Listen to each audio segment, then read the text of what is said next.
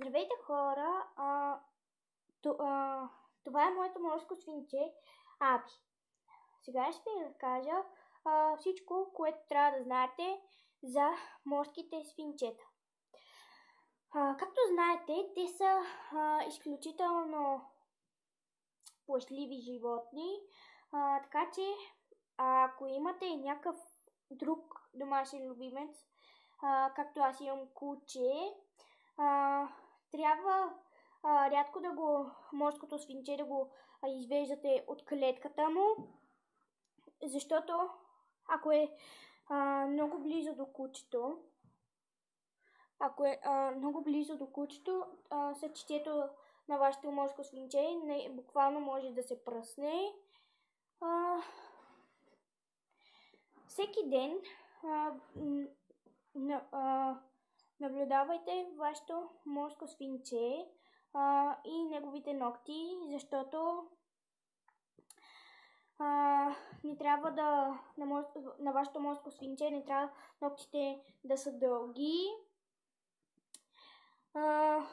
защото така, като се чешат, нали знаете, че ще се чешат, и така може да му стане нещо на вашето морско свинче. Така че когато му режете ногтите, вие самите трябва да бъдете много внимателни. Също ако искате кожината на вашето морско свинче да е винаги чиста, трябва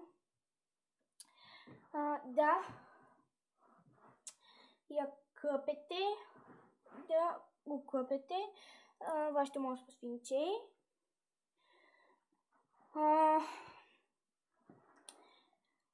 Също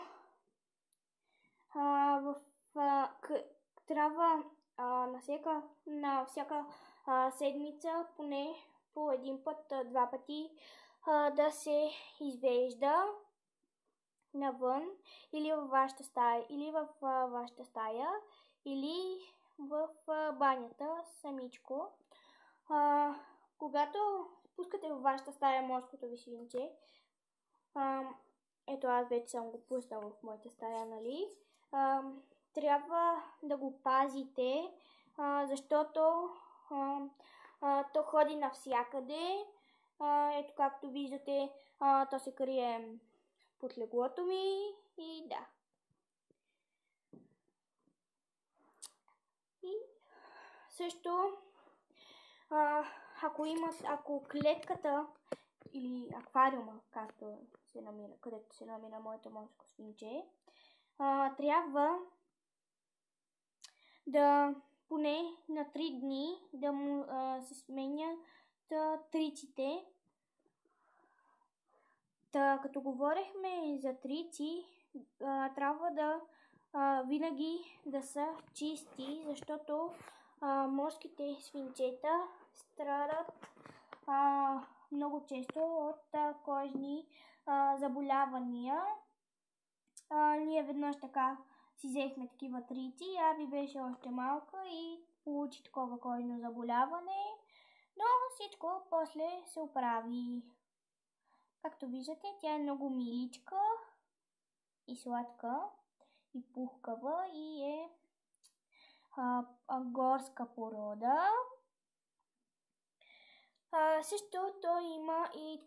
Също знам още една порода, която има такива морски свинчета, които са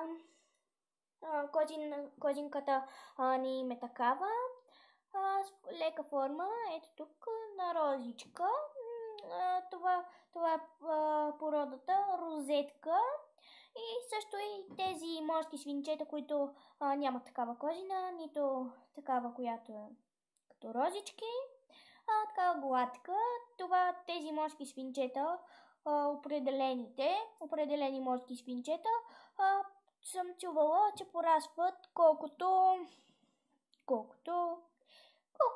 заек най-много.